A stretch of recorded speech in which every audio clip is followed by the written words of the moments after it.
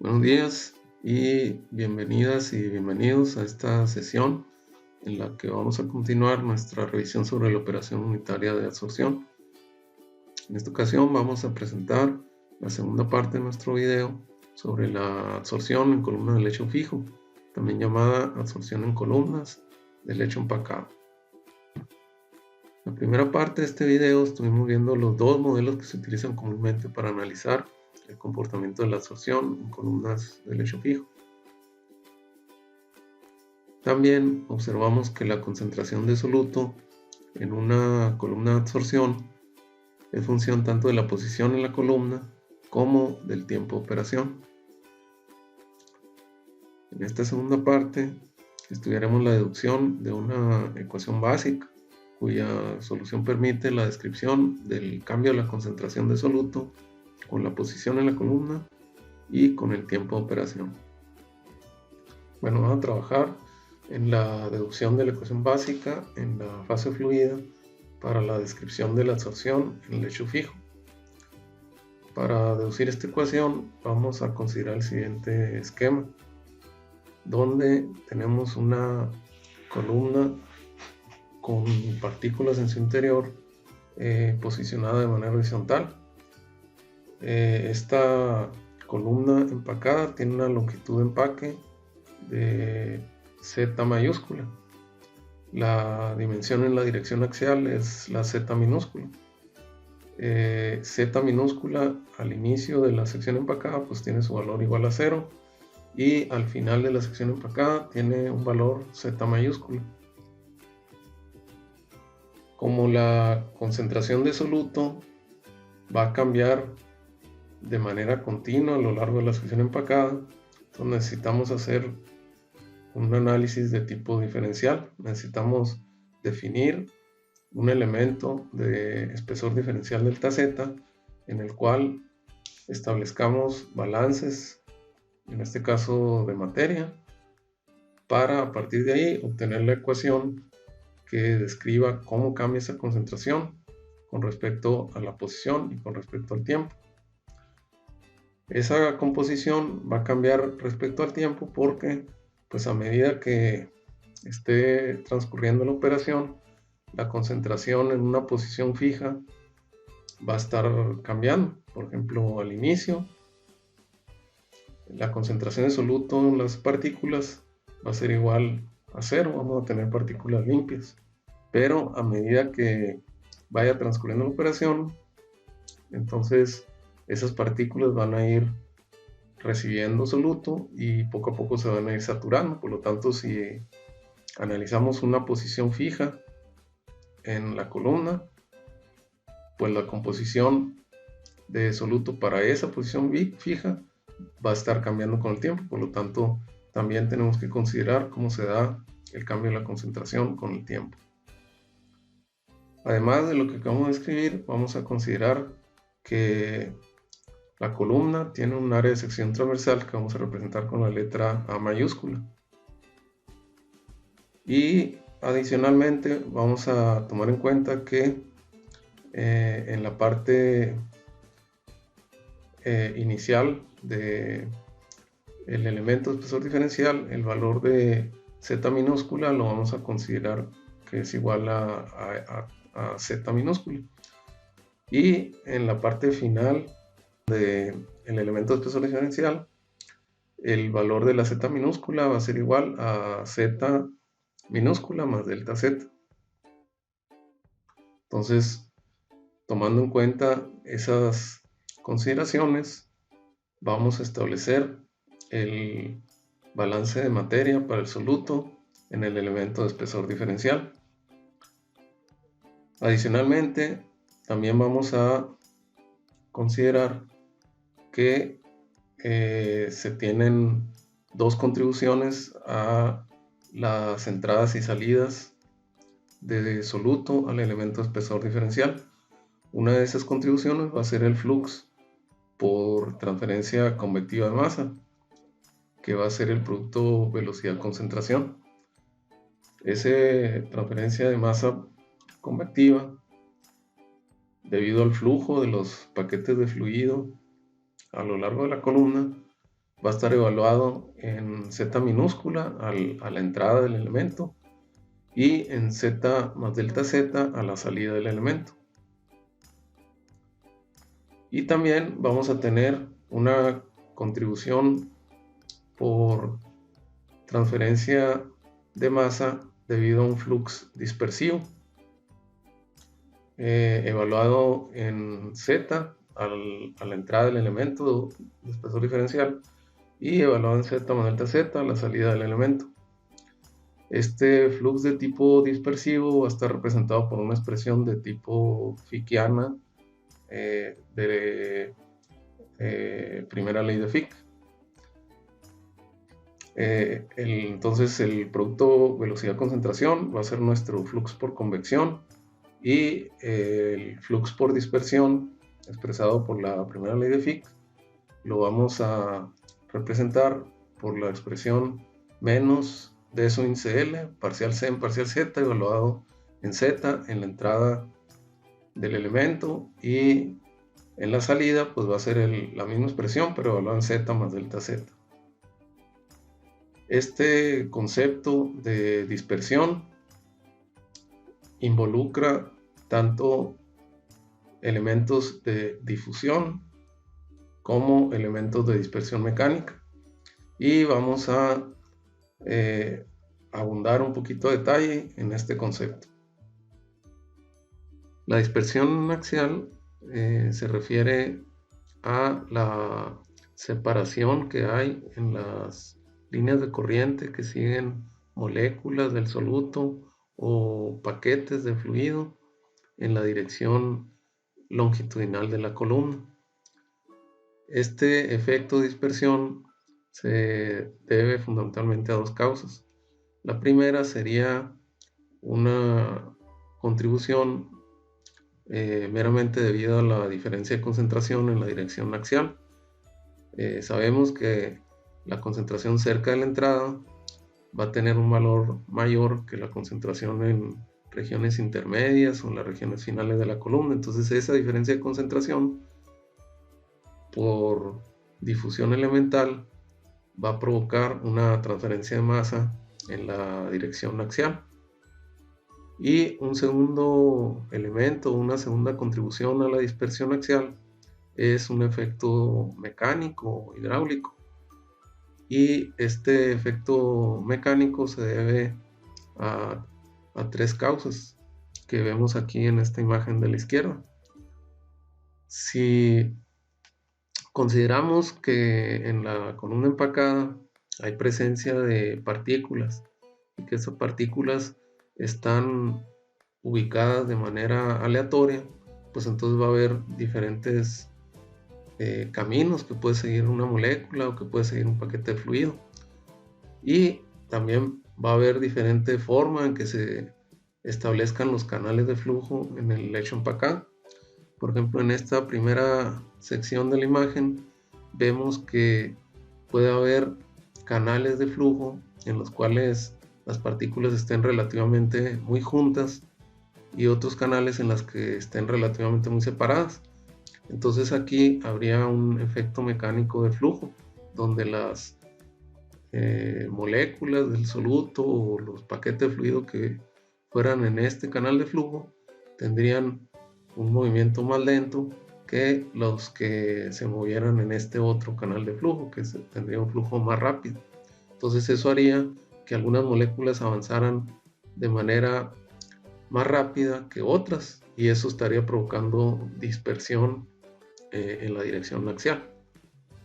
Otra causa de la contribución mecánica a la dispersión axial sería que algunas de las trayectorias que siguen las moléculas o los paquetes de fluido serían más largas que otras. Por ejemplo, aquí en esta imagen estamos viendo que esta molécula o este paquete de fluido está siguiendo una trayectoria muy sinuosa, mientras que si observamos esta que está un poco más abajo, su trayectoria es más suave y por lo tanto su flujo va a tener menos oposición y va a moverse de manera más rápida que las moléculas que sigan este camino. y esto pues también va a provocar una dispersión mecánica o dispersión hidráulica en diferentes paquetes de fluido. Y finalmente una tercera contribución es que a la hora de que el fluido está constituido por diferentes láminas, aquellas que estén más cercanas a las partículas pues van a tener la posibilidad de sufrir efectos de fricción al ponerse en contacto con esas partículas, a diferencia de las láminas que no estén cerca de la superficie de las partículas. Por lo tanto, el flujo de las que no tengan contacto con las partículas pues sería más rápido que aquellas que sí tienen contacto. Por lo tanto, este sería otro elemento que puede contribuir a efectos de dispersión mecánica en la dirección axial. Eso es lo mismo que vemos aquí en esta imagen de la derecha, donde estos paquetes de fluido o moléculas que siguen esta trayectoria se van a mover de manera más lenta que los que fluyen siguiendo el camino indicado por esta flecha en la parte inferior. Entonces eso va a hacer que estas moléculas o paquetes de fluido se muevan más rápido que las que están en la parte superior, y eso es lo que observamos como una dispersión en la dirección axial. Entonces este sería un efecto de dispersión mecánica en la dirección axial que se sumaría al efecto de difusión en la dirección axial debido a la diferencia de concentraciones en la dirección axial. Entonces esas dos contribuciones estarían formando un coeficiente de dispersión, que es el que es necesario tomar en cuenta en la ecuación que describe el movimiento del soluto en la columna empacada. Una vez que aclaramos un poco mejor el concepto de dispersión y de que este coeficiente de dispersión axial de su índice L incluye la contribución de dos fenómenos, el de difusión y el de dispersión mecánica o dispersión hidráulica, entonces podemos pasar a plantear el balance de masa en la sección del elemento de espesor diferencial de la columna. Entonces, si nos fijamos en el elemento de espesor diferencial únicamente, podemos ahí establecer el balance de masa para el soluto en el elemento de espesor delta Z. Entonces, de acuerdo a la ecuación convencional en palabras para balance de materia para el soluto, tendríamos que la acumulación de soluto va a ser igual a las entradas de soluto menos la salida de soluto más la generación neta de soluto en el elemento de espesor diferencial. Entonces tenemos que sustituir un término matemático que represente la acumulación de soluto en el elemento. Las entradas de soluto van a estar representadas por el efecto del flux de convección y por los efectos del flux de dispersión, evaluados ambos en la entrada, o sea en Z igual a Z, y las salidas de soluto van a representarse mediante términos del flux convectivo y el flux dispersivo evaluados en Z más delta Z, o sea la salida del elemento. Y vamos a considerar una situación en la cual se está llevando a cabo una absorción puramente física, por lo tanto no hay reacción química en el fluido, el soluto no participa en ninguna generación de soluto o en ninguna pérdida química, por lo tanto la generación neta de soluto va a ser igual a 0.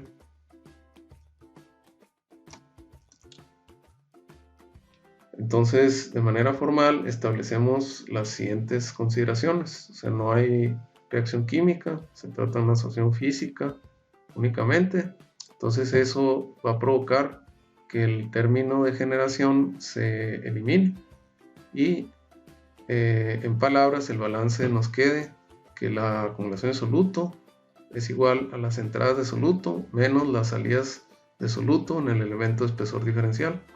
Entonces esta ecuación 1 va a ser nuestra base para sustituir los términos matemáticos y obtener la ecuación diferencial que represente el cambio de concentración con respecto a la posición y al tiempo.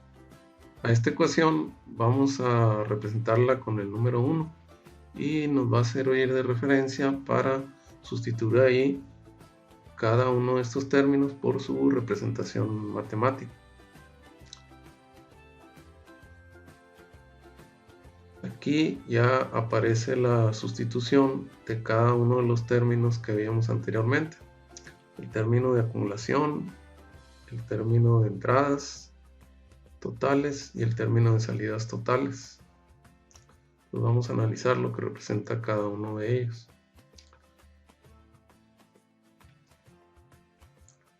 Primeramente tenemos el término de acumulación total. La acumulación total se refiere a la masa de soluto que cambia respecto al tiempo en el elemento espesor diferencial. Entonces la masa del soluto puede cambiar debido a dos razones: porque cambia la concentración en la fase fluida, que sería lo que representa este primer término, o porque cambia la concentración en la fase sólida, que sería este segundo término. La suma de las dos contribuciones constituiría la acumulación total. En la parte inferior tenemos la nomenclatura que se está utilizando y aquí se puede consultar. C representa la concentración soluta en la fase fluida con estas unidades. T representa el tiempo. Epsilon, su índice B, es la porosidad del lecho. Q con la rayita arriba sería la concentración promedio de soluto por unidad de masa en la fase sólida. La B representa la velocidad del fluido. Z minúscula es la distancia en la dirección axial. Y D mayúscula, su índice L mayúscula, es el coeficiente de dispersión axial con unidad de longitud cuadrada en tiempo. Entonces, en base a esta nomenclatura, este sería el término que representa la acumulación en fase fluida. Entonces corresponde a los estudiantes verificar que las unidades resultantes de cada uno de estos términos efectivamente sean las unidades del balance de masa, que deben de ser unidades de masa de soluto entre tiempo. Por el lado de los términos de entrada tenemos dos contribuciones. Una sería la contribución por convección y la otra sería la contribución por dispersión. Ambos términos están evaluados en Z porque es lo que representa la entrada al elemento de espesor diferencial. El producto BC, como decíamos anteriormente, sería la representación del flux por convección, que tiene unidades de masa entre área-tiempo. Si lo multiplicamos por el área de la columna, pues entonces tendríamos masa entre tiempo, pero referida al volumen de fluido. Entonces, si multiplicamos por la porosidad, entonces corregiríamos las unidades y nos quedarían en conjunto unidades de masa de soluto por unidad de tiempo. Algo similar habría que hacer al analizar el flux por dispersión. El flux por dispersión sería el producto de su índice L por parcial C en parcial Z, que tendría unidades de masa entre área-tiempo. Al multiplicar por el área nos quedarían unidades de masa sobre tiempo y tomando en cuenta el volumen por unidad de fluido. Y al multiplicarlo por el término de porosidad, entonces se eliminarían las unidades de volumen de fluido y nos quedarían unidades de masa de soluto sobre tiempo. Con respecto a las salidas, tendríamos términos similares, pero evaluados en la parte final del elemento de espesor diferencial, que sería en Z más delta Z. Entonces, este término sería similar al que teníamos en la entrada, pero va a estar evaluado en Z más delta Z. Y también tendríamos un término de salida por dispersión, similar al término de entrada, pero este estaría evaluado en z más delta z, de tal manera que la suma de estos dos términos nos darían las salidas totales. Entonces tendríamos ya sustituidas los términos de acumulación total, término de entradas y el término de salidas. Entonces esa ecuación vendría a ser nuestra ecuación número 2.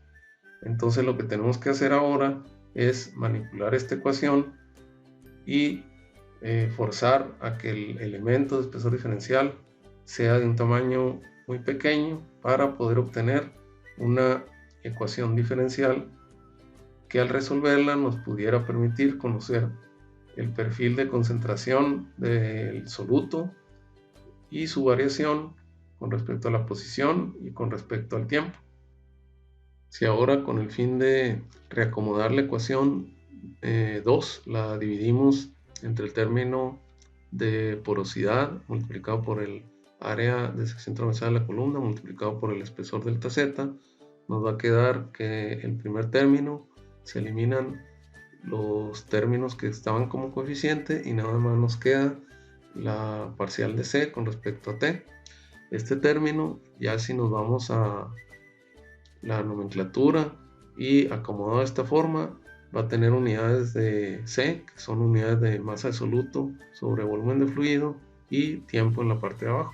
Entonces esas unidades deben de ser las que correspondan a cada uno de los demás términos.